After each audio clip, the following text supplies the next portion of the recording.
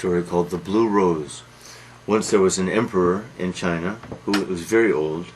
He had a daughter who was very beautiful, delicate, smallest feet in China, and who had exquisite taste in art objects, as the Chinese have tended to have. So, the old emperor was going to die, but before dying he hoped to find a suitable match for his daughter. And his daughter announced that she would marry the man who could bring her a blue rose. Blue rose. Okay, so the word spread among the Chinese and beyond that the man who might want to marry the princess must provide a blue rose. A rich merchant decided he would try, and a warrior also tried. So the warrior went to a shopkeeper and said, "Find me a blue rose or you will die." The rich merchant went to a shopkeeper and said, "Please find me a blue rose and I will make you wealthy," or something. The shopkeeper who had been threatened by the warrior said, "Please give me 3 days."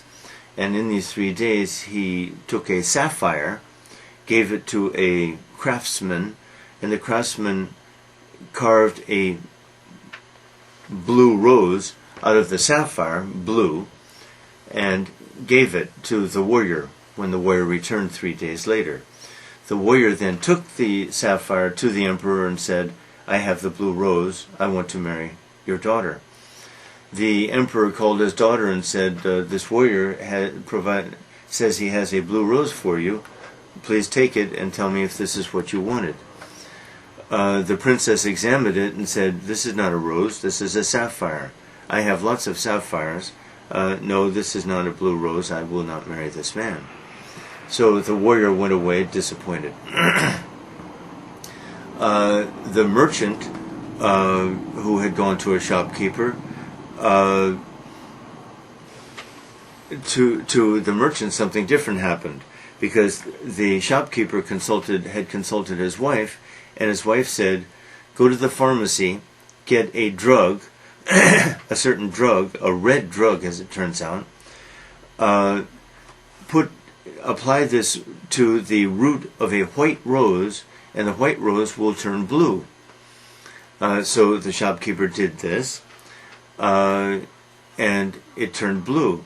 And the rich merchant came to the shopkeeper, and the shopkeeper said, here is your blue rose." And so the rich merchant went to the emperor and said, "I have a blue rose, I want to marry your daughter." So the emperor called his daughter and said, "This merchant presents you with this blue rose and wants to marry you." The princess examined the blue rose and said, "I'm sorry, this is a white rose, which you have applied some dye to. The dye is poisonous. If a butterfly landed on this flower, the butterfly would die. No, this is not my blue rose." And so the merchant went away, disgusted and disappointed. Soon no one would try even to satisfy the princess, and days and weeks and months went by. Then one day a traveling musician was walking along, singing, playing his lute, and singing beautiful melodies. Soon a maid lured him to a house. It was kind of dark. This is the strangest part of the story. And the musician played some more. Sorry. And soon he could see 2 beautiful, gentle eyes and a beautiful girl. They apparently spent the night together doing what I know not. And in the morning, the musician had to go, but the princess said, "Go to my father, bring him this white rose, and tell him you want to marry me, if you want to marry me." And the musician said, "Certainly I will. I want to marry you." So he went to the emperor with a white rose and said, "Here's a blue rose. I want to marry your daughter."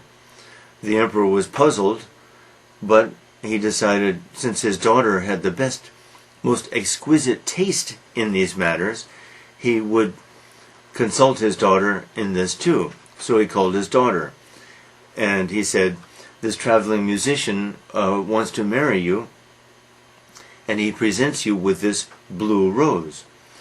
Would you like to marry him? And is this a blue rose?" The girl said, "Yes, it's the perfect blue rose that I've been looking for. Yes, I want to marry him." Well, everyone was a little puzzled, but they decided, since her taste in these matters was so subtle, so refined, she must be right. So she married the traveling musician. They lived near the sea and raised white roses and lived happily ever after. Clever.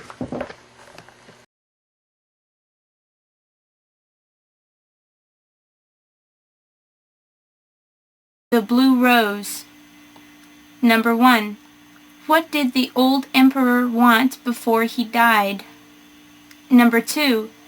How would the princess choose her husband? Number 3.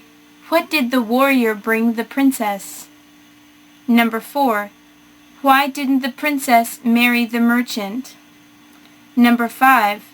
What did the traveling musician present to the princess? Number 6.